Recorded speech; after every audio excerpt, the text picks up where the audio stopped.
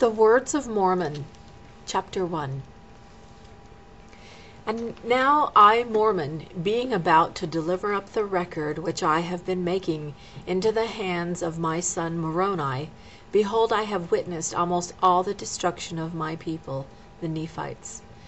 And it is many hundred years after the coming of Christ that I deliver these records into the hands of my son, and it supposeth me that he will witness the entire destruction of my people. But may God grant that he may survive them, that he may write somewhat concerning them, and somewhat concerning Christ, that perhaps some day it may profit them. And now I speak somewhat concerning that which I have written. For after I had made an abridgement from the plates of Nephi down to the reign of this King Benjamin, of whom Amaleki spake, I searched among the records which had been delivered into my hands, and I found these plates, which contained the small account of the prophets, from Jacob down to the reign of this King Benjamin, and also many of the words of Nephi. And the things which are upon these plates pleasing me because of the prophecies of the coming of Christ, and my fathers knowing that many of them have been fulfilled. Yea, and I also know that as many things as have been prophesied concerning us down to this day have been fulfilled, and as many as go beyond this day must surely come to pass.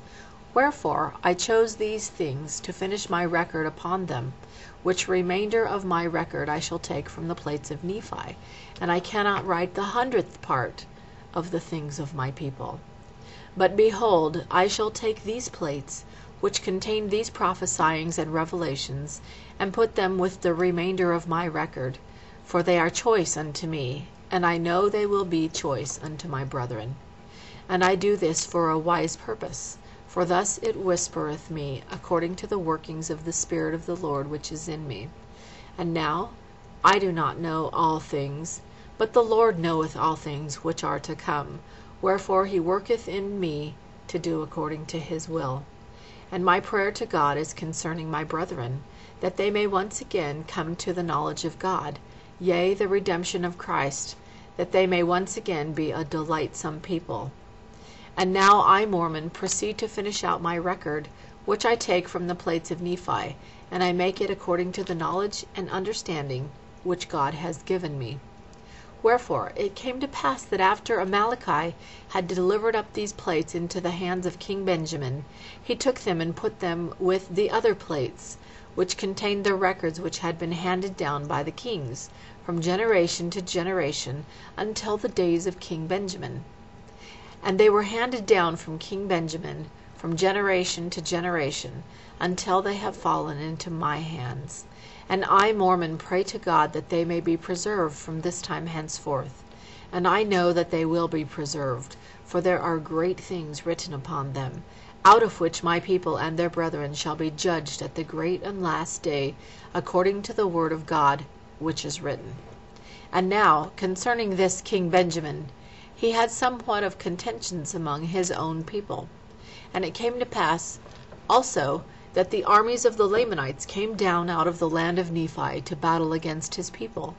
But behold, King Benjamin gathered together his armies, and he did stand against them, and he did fight with the strength of his own arm, with the sword of Laban. And in the strength of the Lord they did contend against their enemies, until they had slain many thousands of the Lamanites. And it came to pass that they did contend against the Lamanites, until they had driven them out of all the lands of their inheritance.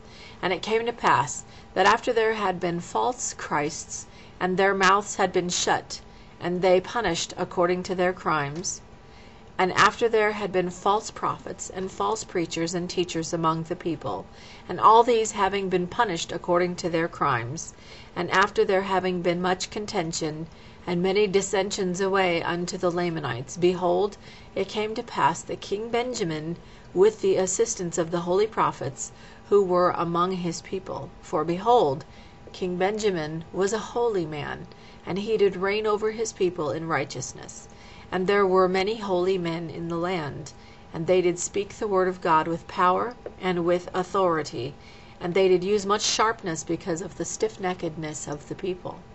Wherefore, With the help of these, King Benjamin, by laboring with all the might of his body and the faculty of his whole soul, and also the prophets, did once more establish peace in the land.